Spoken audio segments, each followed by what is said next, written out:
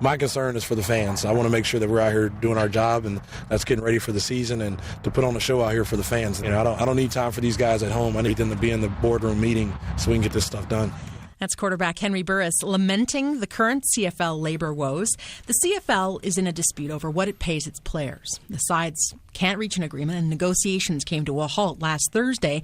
The timing couldn't be worse for the Ottawa Redblacks or its fans. Zack is a Redblacks season ticket holder and a longtime CFL fan, and Keenan Wellar not only has season tickets, he also bought a condo at Lansdowne Park to be closer to the games, or at least hopefully so. Good morning to both of you. Welcome. Morning. Thanks, Haley. Good morning. 2 weeks to go before the first preseason game. How do you feel about the timing of this labor dispute? Zack, could I start with you? How do you feel? I empathize with both sides. I think there's an argument to be made for the players and for the owners, the league. I don't think the owners are crying poor. I think for the first time in a long time, the CFL is on a solid footing going forward. I think Commissioner Cohan has done a real good job to secure the league. The players' minimum salary, $50,000, average salary, $90,000. That's not bad scratch. Plus benefits. Like I said, I don't want to sit in the fence, but I think there's arguments. You're sitting on the fence. Thank you very much. Okay. Keenan, what about you? Yeah, about the same. I guess my biggest disappointment is just the timing of trying to work through this. And like as Henry Burris said, trying to do it publicly, which I think we all got frustrated with the NHL strike because the back and forth just hurts the fans. But, I think it was about last November when they first started talking about this, because that's when the new TV deal was announced. And it's obvious the owners are getting quite a bit more money, and so it became obvious the players were going to be looking for some. And it just seems there was a lot of time between now and then to figure this out and not hurt the league and the teams. We had Michael Copeland on the show on Friday. He's the COO, the money guy for the league. And he was saying, we've got to be good stewards of this league, and we can't give any more. But when I asked him about the $30 million TV deal with TSN about this, it seems to me like there's more money in play, and the players want a piece of that. Does that seem fair to you, Zack? There's no doubt about that. Mr. Cohan worked real hard to secure that deal with TSN, and there's no doubt it is a sexy deal. There's no doubt about that. There is a lot of bread on the table, but I don't think the players can get past that number.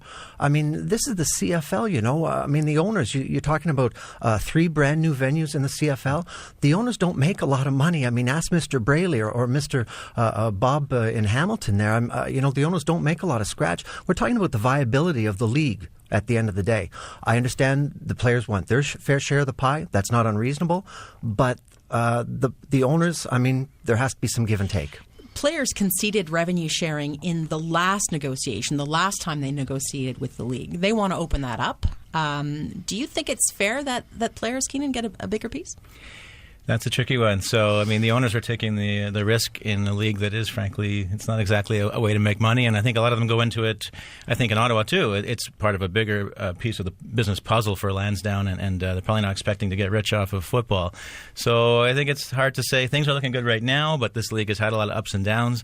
And I know that revenue sharing is probably the real sticking point right now, because the league has come up on the minimums and the maximums on the caps, and they're really close on those numbers. And maybe based on that, if the league goes up a little bit more on the caps, we'll have a deal, because I don't think it sounds like the revenue sharing is not going to happen. Let's say the players do end up going on strike or are locked out. What kind of impact would that have on the Redblacks specifically, Zack? Well, we're an expansion club. We need to have every possible hour to practice. We're putting together a brand new team. These cats have been together for literally 20 hours at this point, between the training camp in Richmond and 1 day of camp at Carleton University. It's imperative. It's essential for us to practice more. I was thinking about this morning. I'm like, this city cannot seem to get a break when it comes to CFL football. Am I too pessimistic at this point, Keenan? I think we'll be fine, but it really hurts. I was talking to Zack and his wife Erica, and they've been to everything. Talk about super fans. They go to training camps. They go to Virginia to watch people working out, and the sad thing is, even fans that big are now saying, oh, man, we were going to go see some games on the road, and now is this going to ruin their plans? Should we book those vacations? This is the wrong discussion throughout the league to be having, and it's really hurting fans, and they need to get it done. The first game is, I guess it's the pregame. First preseason game is scheduled for June 14th against the Saskatchewan Roughriders. Is that game going to happen, Zack? To be honest, in my heart, I believe the closer that first preseason game gets, I think that is going to ratchet up negotiations, because if that game doesn't go off, now you're talking about a losing proposition. I'm not just talking about the gate revenue for that game, but you have to know that the groundwork has already been laid for that team to travel. I'm talking about a charter flight. I'm talking about hotel rooms for 60 cats. That's a lot of bread.